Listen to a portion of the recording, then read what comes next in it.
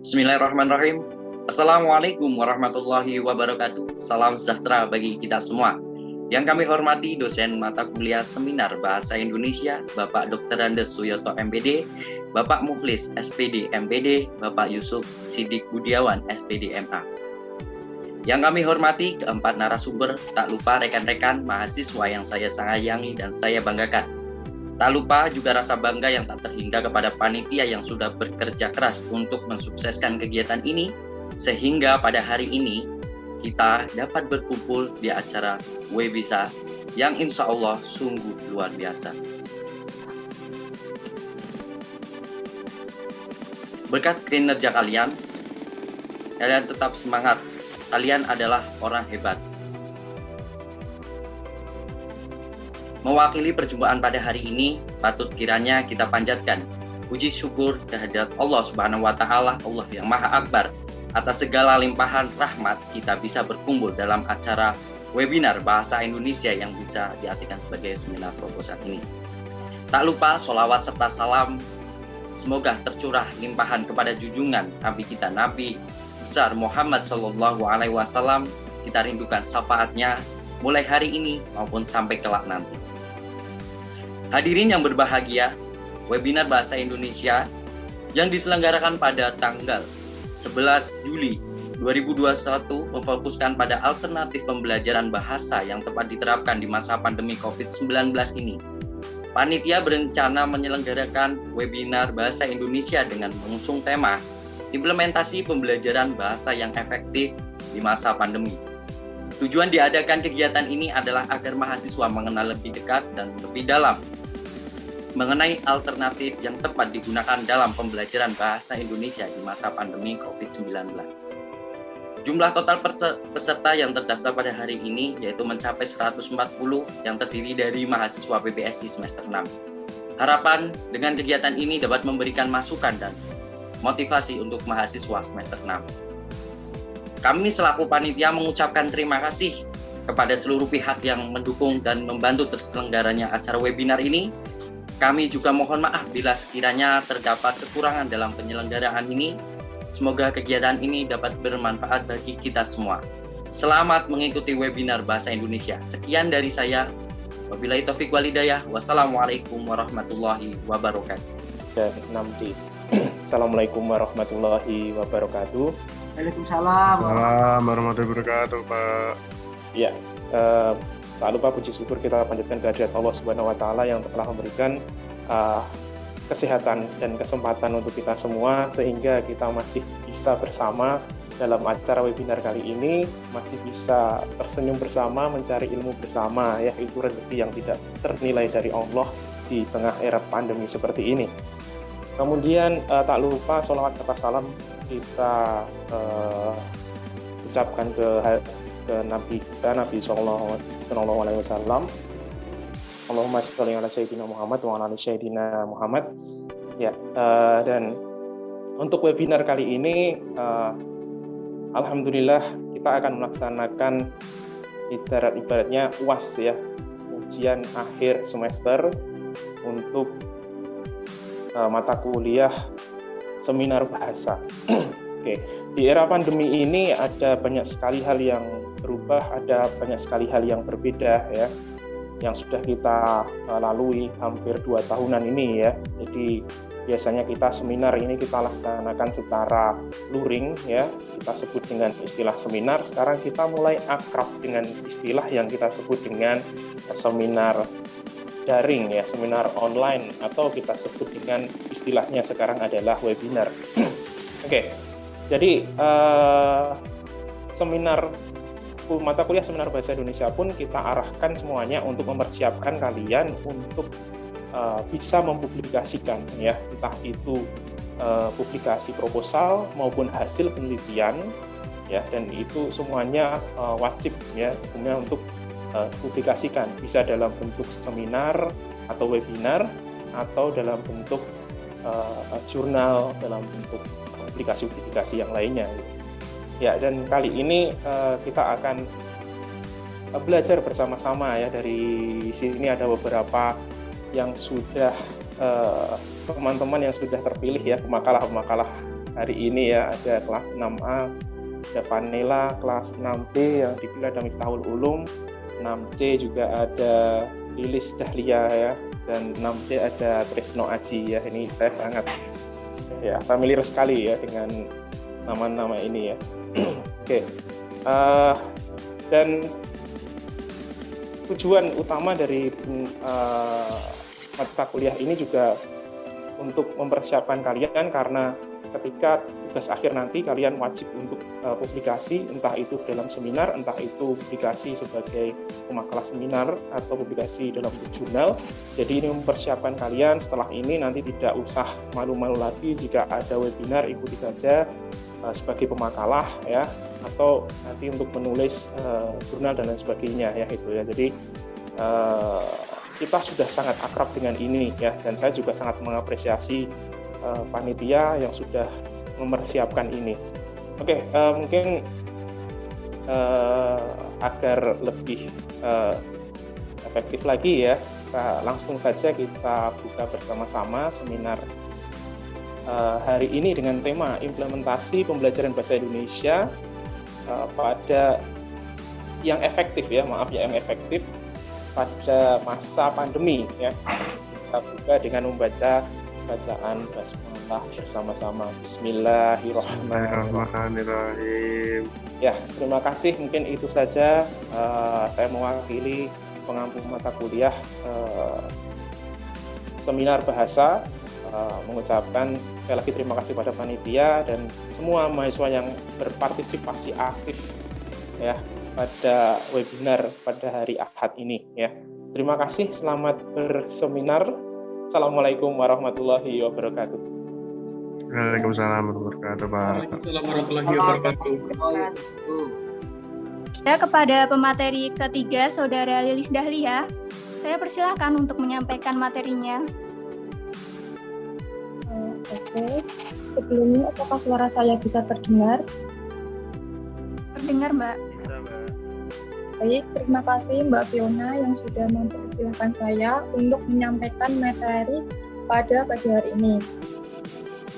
Sebelumnya, kan dari narasumber 1 dan 2 sudah membahas mengenai bahan ajar media pembelajaran itu harus bisa dirancang dengan baik dan juga disusun secara menarik. Karena hal tersebut sangat berpengaruh dalam kegiatan pembelajaran.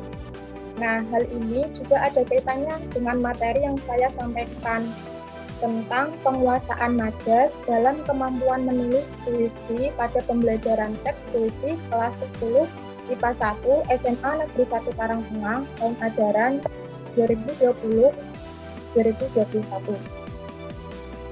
Oke, next.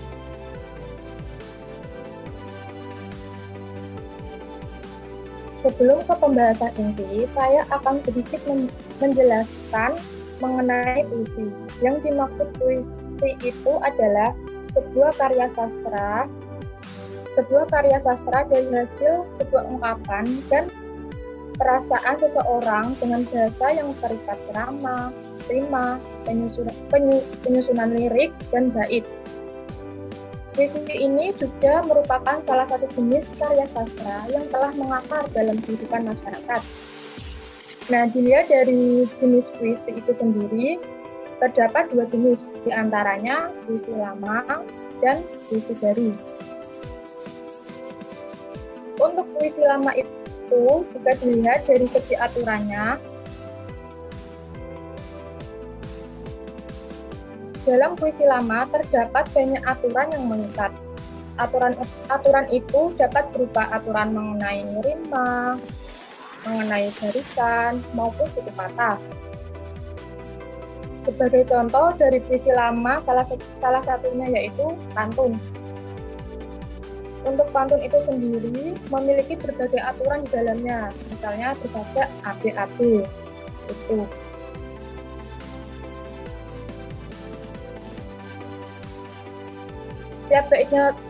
Setiap baitnya terdiri dari 4 baris dan jumlah suku kata setiap barisnya tidak lebih dari 12 suku kata. Nah, dari 4 baris dan jumlah suku kata, setiap barisnya tidak lebih dari 12 suku kata. Nah, untuk puisi baru itu sendiri, puisi yang baru yang sudah tidak terikat oleh aturan di dalamnya. Puisi baru lebih difokuskan kepada sebuah kebebasan oleh pengarangnya dalam menciptakan sebuah puisi. Kebebasan tersebut dapat berupa kebebasan dalam rima, kebebasan dalam jumlah baris, serta kebebasan dalam jumlah suku kata. Puisi baru lebih berfokus pada pengungkapan perasaan yang ada di dalam diri pengarang. Nah, untuk puisi itu sendiri mempunyai struktur fisik. Salah satunya itu terdapat majas.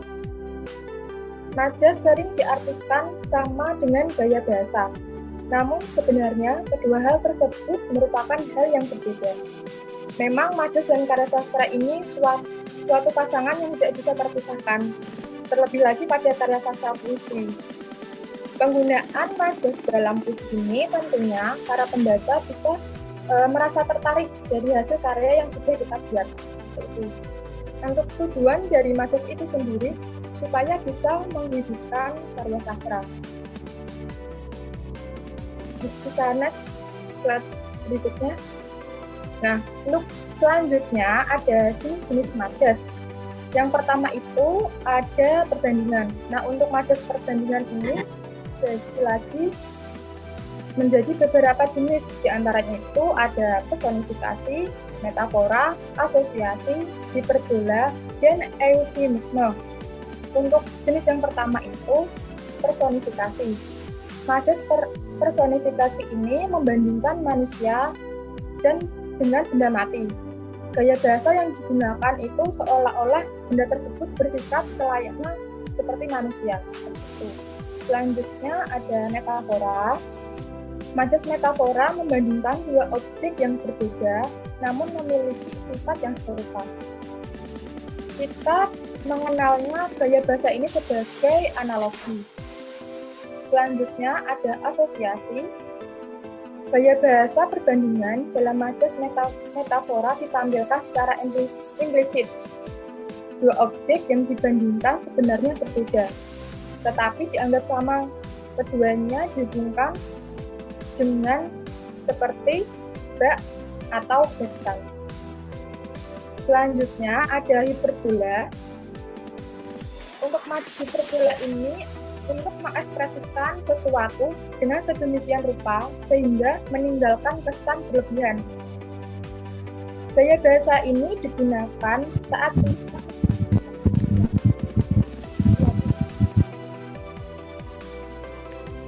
jenis yang kelima ada eufemisme. Saat ada kata yang dirasa kurang etis, kita menggunakan majas eufemisme. Kita menggunakan kata yang lebih sopan dengan makna yang sejajar. Seperti itu. Untuk jenis yang kedua ada majas pertentangan. Nah, pada majas ini dibagi lagi menjadi 3. Di antaranya itu ada litosis, paradoks, dan antiesis. Untuk litosis dikenal sebagai lawan dari majas hiperbola. Majas litosis mengecilkan atau menyempit sebuah ungkapan. Gaya bahasa ini biasanya digunakan untuk tujuan merendahkan diri dari kenyataan, justru tidak seperti yang disebutkan. Seperti itu. Untuk yang kedua ada paradoks. Untuk majas ini kita biasanya lebih membandingkan suatu fakta dengan sesuatu yang berkebalikan. Saat itulah kita menggunakan majas paradoks. Untuk jenis yang ketiga ada antiesis. Ciri khas gaya bahasa ini adalah pasangan kata yang maknanya bertentangan atau berlawanan. Pasangan kata tersebut biasanya diletakkan secara berurutan. Next.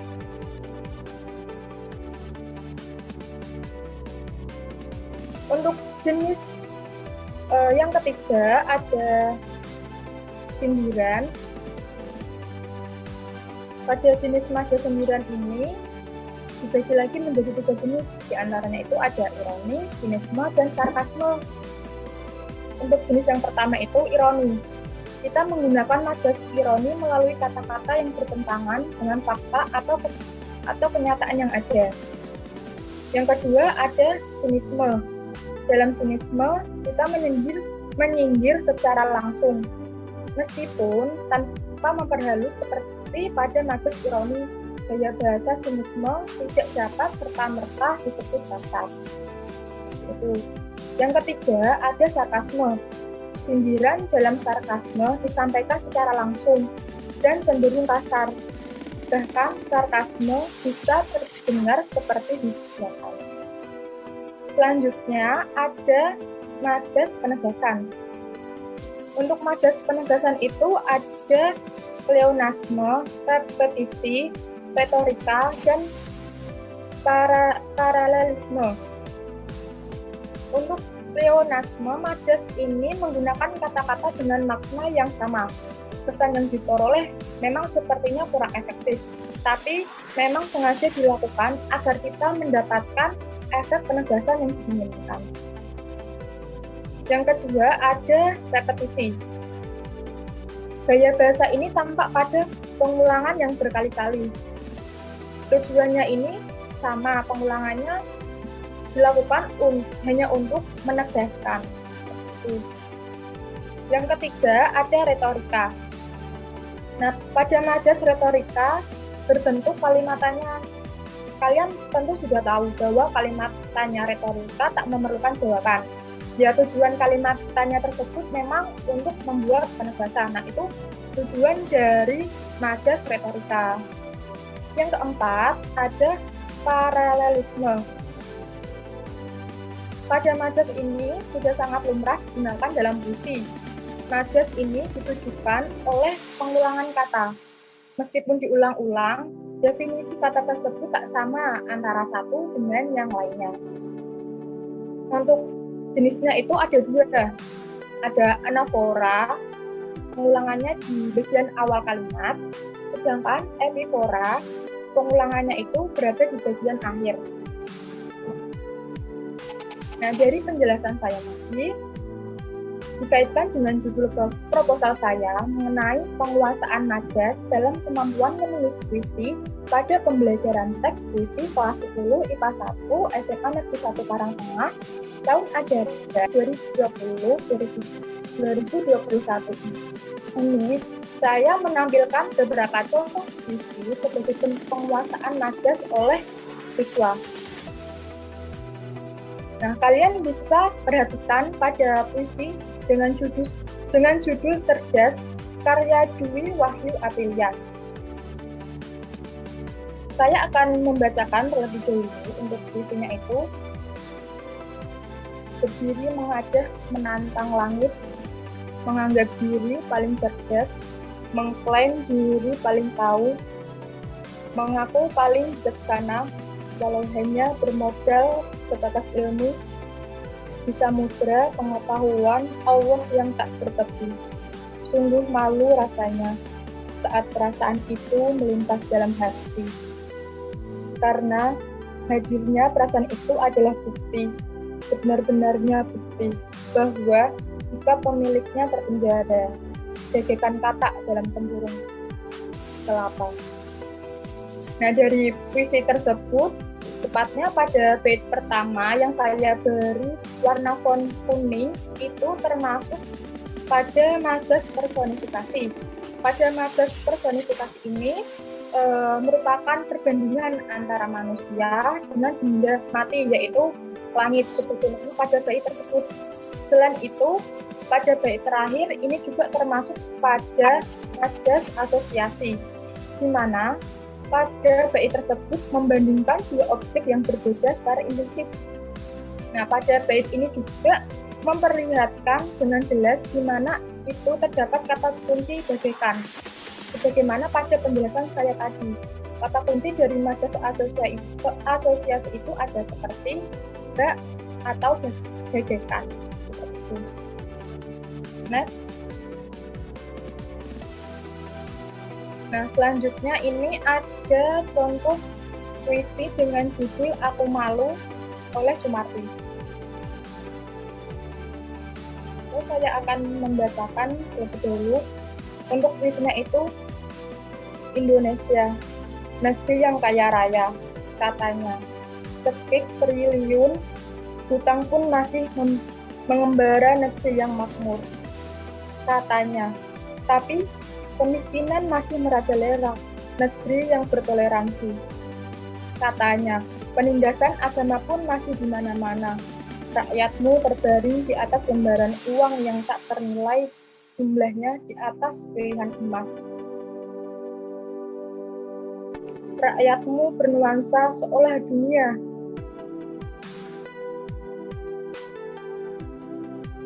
hanya memilikinya. Indonesia, negeri khatulistiwa yang terbentang sumber dayanya, namun fakta mengubah seolah negeri ini milik orang lain. 75 tahun kita merdeka, tapi kemerdekaan seperti hampa. Pekik merdeka hanya terlintas di gendang telinga banyak anak negeri. Banyak anak negeri yang menjadi budak di negeri orang, dipukul, disiksa, dan dianiaya. Sudah menjadi kebiasaan. Aku malu. Aku ingin teriak, tapi aku malu. Hanya berbisik pada hati. Merdeka. Akankah sia-sia darah yang tumpah oleh pujangga, peluru yang bersarang di tubuhnya, dan mimpinya kepada sang pemuda? Sungguh, aku malu. Nah, pada puisi tersebut lebih mengarah pada nada paralelisme. Mbak moderator bisa tayangkan pada slide sebelumnya. Yang sebelumnya, Mbak. Nah, ini. Oke, makasih. Yang tadi, Mbak. Di next lagi. Yang awal, nah ini benar. Nah, pada puisi ini lebih mengarah pada nada paralelisme karena ada pengulangan kata. Bisa kalian lihat pada bait yang saya beri warna font merah, terdapat 3 kali penulisan pada kata-katanya. Nah, pada penulisan pengulangan kata di akhir ini termasuk ke jenis epifora.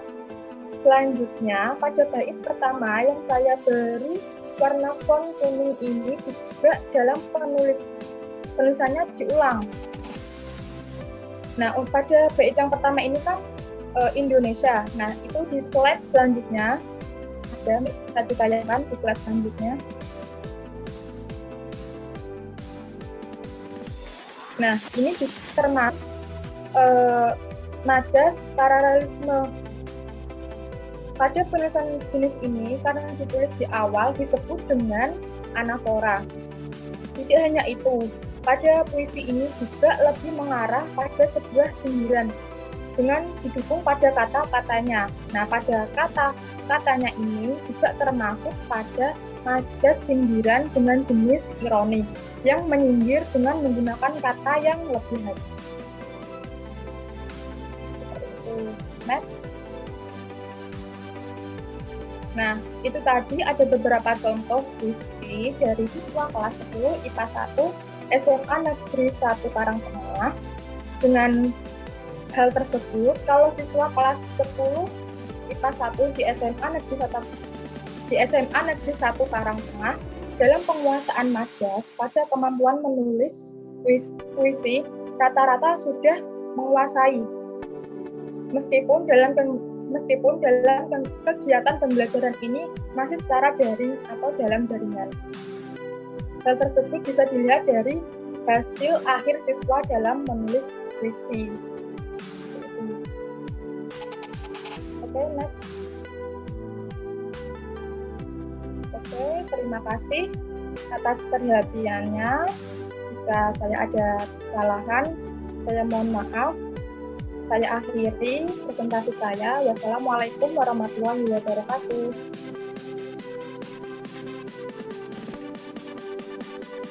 Baik, untuk yang pertama sudah masuk dari Mbak Niken Dwi Ratnasari dari kelas 6A. Pertanyaan ditujukan kepada pemateri ketiga, Saudara Lilis Dahlia.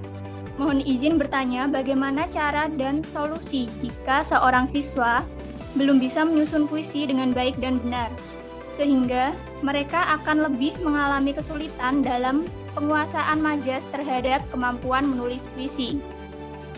Untuk Mbak Lilis,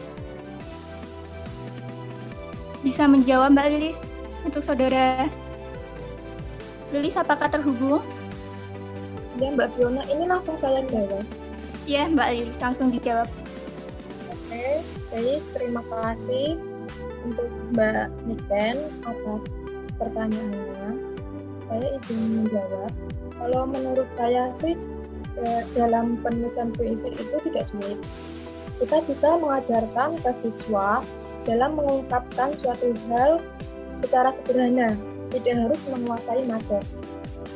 Dalam menulis puisi itu, jangan menuntut harus bisa menyusun bahasa yang indah atau gaya bahasa yang bagus, biar kata-kata yang disusun itu bisa lebih hidup. Kalau bisa, jangan, karena dengan menulis puisi dengan kata-kata yang sederhana bisa diterima yang baik kok dengan pembaca. Nah, dari sini juga bisa mengajarkan siswa dalam berpikir kreatif meskipun dengan menggunakan kata-kata yang sederhana. Kunci sukses dalam penulisan itu sebenarnya ya maknanya. Makna yang disampaikan pengarang itu ngena gitu di hati para pembaca. Sebagai salah satu contoh itu pada sastrawan Indonesia, Djoko Pinurbo, dalam karangannya itu lebih menggunakan kata-kata yang sederhana, tapi bisa diterima dengan baik oleh pembaca. Malah itu menjadi ciri khas dari Djoko Pinurbo dalam menulis puisi. Selain itu juga kita bisa mengajarkan siswa, selain itu kita bisa menerapkan model pembelajaran creative learning. Seperti yang saya katakan tadi, bisa mengajarkan siswa untuk bisa mengungkapkan suatu hal. Misal nih, pada objek ketika matahari terbenam. Bisa dicoba ketika siswa melihat matahari terbenam itu yang ada di pikiran pertama kali itu pasti kata senja. Nah, itu bisa dikulik lagi dari sudut pandang siswa gitu. Jadi dengan seperti itu menuntut siswa untuk lebih bisa berpikir secara kreatif. Jadi kita bisa menerapkan metode pembelajaran creative learning dalam kegiatan pembelajaran teks puisi seperti itu. Baik, terima kasih atas jawabannya Mbak Lilis. Untuk Saudara Niken, apakah bisa diterima jawaban dari Mbak Lilis? Sudah Mbak, sudah bisa diterima. Terima kasih.